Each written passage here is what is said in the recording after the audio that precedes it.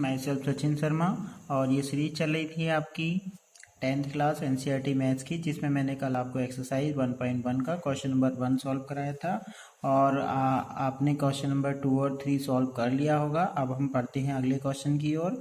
Question number 2 में लिखा है कि दर्शाइए कि कोई भी धनात्मक पूर्णांक विषम पूर्णांक 6q + 1, 6q + 3 और 6q + 5 के रूप में का होता है, जहाँ q कोई पूर्णांक है। हमने कल जो है यूक्लिड विभाजन एल्गोरिथम पढ़ी थी, हम उसको एक बार फिर से रिपीट करते हैं और उसको इसी से रिलेटिव करके हम इसे जोड़कर इसको समझते हैं। तो यहाँ पर हमें दिया गया है कि हमने एल्गोरिथम पढ़ी थी a = v q + r। यहाँ पर a हमारा भाज्य था, b हमारा भाजक था, q हमारा भागफल था और r हमारे लिए शेषफल था। अगर आप ध्यान से देखें तो ये जो वैल्यू लिखी है 6q + 1, 6q + 3, 6q + 5, तो यहाँ पर अगर हम b की बात करें तो b जो है वो 6 है, जो हमारा भाजक है। ठीक है, और हम जानते हैं भाजक के साथ साथ जो हमारा शेषफल होता है r, उसका मान हमेशा 0 या 0 से बड़ा होता है, लेकिन जो भाजक होता है उससे हमेशा छोटा होता है। तो आप देख रहे हैं कि यहाँ पर अगर हम भाजक को b मान लें तो a जो है हमारा वो क्या हो सकता है, ये हमारा 6q, 6q + 1 या 6q + 2, 6q + 3, 6q + 4 और 6q + 5 हो सकता है। क्यों? क्योंकि जब हम किसी संख्या को 6 से भाग करेंगे तो शेषफल या तो 0 आ सकता है, या 1 आ सकता है, या 2 आ सकता है, या 3 आ सकता है, या 4 आ सकता है, या 5 आ सकता है। जब भाजक आपका 6 है तो इसका मतलब शेषफल जो होगा वो आपका या तो 5 होगा या 5 से लेस देन होगा, या तो 0 होगा या 0 से बड़ा होगा, लेकिन कभी भी 6 नहीं हो सकता। ठीक है, ये कभी भी 6 नहीं हो सकता। तो इसलिए भाजक जो शेषफल जो होता है वो हमेशा भाजक से छोटा होता है। तो हमने देखा कि शेषफल इसमें 0 दिखाया, 1 दिखाया, 2 दिखाया, 4 दिखाया, 4 लिखा, 5 लिखा है। तो इस तरीके से आप देखें तो 6q को हम 2 से विभाज्य कर सकते हैं। इसका मतलब ये हमारी सम संख्या है।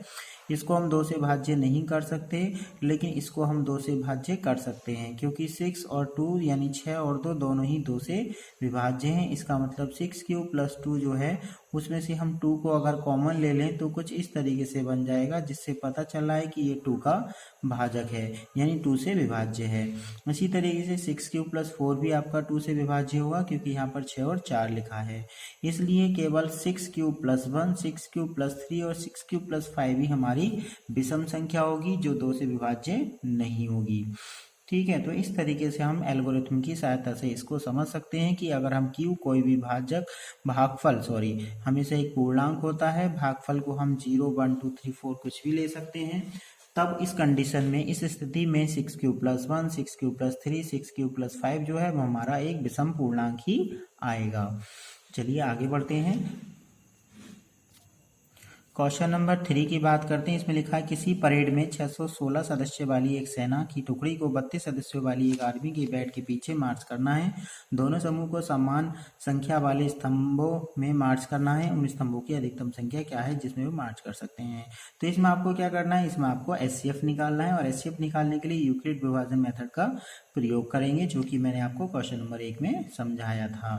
616 और 32 को आपको एचसीएफ मेथड की यूक्लिड मेथड से सॉल्व करना है और एचसीएफ निकालना है, वही इसका आंसर होगा।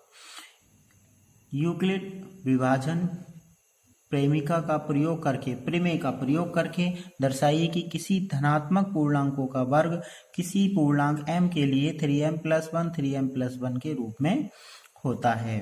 अगर हम यूक्लिड विभाजन प्रमेय का प्रयोग करें और किसी भी धनात्मक पूर्णांक का वर्ग लेके चलें तो वो जो है आपका 3m और 3m + 1 के रूप का होता है, ये आपको दिखाना है।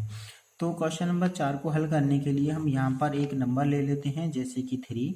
तो 3 को अगर हम भाज्य मान लें तो ये हो सकता है 3q + शेषफल 0, या हम लिख सकते हैं इसकी जगह 3q और प्लस शेषफल 1, और 3 या फिर हम लिख सकते हैं 3q और प्लस शेषफल 2। हम इसकी जगह 3 की जगह 4 भी ले सकते थे, लेकिन उसके लिए हमारी स्थिति और भी बढ़ जाएंगी, जिसमें 4 लेने पर शेषफल आपका 0 1 2 3 हो सकता है, लेकिन यहाँ पर 3 भाज्य है तो इसका मतलब शेषफल जो है आपका यहाँ पर ए 3 की जगह आपको ए लिखना है और हमने भाजक लिया है 3, तो 3 का भाजक 3q प्लस 1 3q प्लस 2 के रूप में हमारा भाज्य बना सकता है। तो अगर हम सबसे पहले 3q का स्क्वायर कर लेते हैं यानी वर्ग कर लेते हैं, यहाँ पर हम 3q प्लस 1 का वर्ग कर लेते हैं और यहाँ पर हम 3q प्लस 2 का वर्ग कर लेते हैं, और फिर इसको अगर हम सॉल्व करेंगे तो ये आएगा हमारा 3 तिया 9 और ये हो जाएगा क्यू स्क्वायर। तो हम इसको लिख सकते हैं 3 ब्रैकेट में आपका 3q स्क्वायर, और इसकी अगर हम बात करें तो इसका वर्ग खोल देंगे हम, तो ये हो जाएगा 9q स्क्वायर प्लस 3 2 6 यानी 3 दूनी 6 और प्लस 1। इसमें हम क्या कर सकते हैं, 3 को कॉमन ले सकते हैं, ये हो जाएगा हमारा 3q स्क्वायर प्लस के 2q और प्लस 1। इसकी बात करते हैं तो इसमें हो सकता है आपका 9q स्क्वायर प्लस 4 और प्लस 3 दूनी 6 दूनी 12q। अब आप इसमें देखेंगे तो हम इस 4 को लिख सकते हैं 4 प्लस 3 प्लस 1, तो हम इसे लिख लेंगे 9q स्क्वायर प्लस 12q और फिर 4 को लिख देंगे 3 प्लस 1। तो हम यहाँ से यहाँ तक 1 को छोड़कर 3 कॉमन ले लेंगे, तो यहाँ से बन जाएगा 3q स्क्वायर प्लस 3 4 यानी 3 चौक 12 और 3 एकम 3 प्लस 1। तो आप देख रहे हैं कि ये जो ब्रैकेट बने हैं हमारे, ये ब्रैकेट m का काम करेंगे, यानी m मान लेते हैं इसको हम, तो ये 3m हो जाएगा और ये 3m प्लस 1 के रूप में हो जाएगा और ये भी आपका 3m प्लस 1 के रूप में हो जाएगा। तो इस तरीके से हम कह सकते हैं कि कोई भी पूर्णांक अगर हम लें और उसका वर्ग करें तो उसे हम 3m प्लस 1 के रूप में दिखा सकते हैं।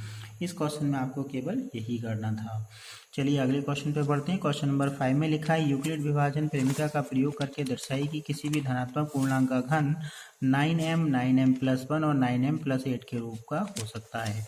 तो इस क्वेश्चन नंबर 5 में आप क्वेश्चन नंबर 4 की तरह ही सॉल्व करेंगे, लेकिन इसमें आप क्वेश्चन में वर्ग करने की बजाय घन करेंगे, यानी आप इसे 3 के घन के रूप में दिखाएंगे और बिल्कुल सेम इसी तरीके से आप कॉमन लेंगे, जिससे आपका कुछ इस तरीके से बनेगा 3q का होल क्यूब, फिर आप लिखेंगे 3q प्लस 1 का होल क्यूब, फिर आप लिखेंगे 3q प्लस 2 का होल क्यूब।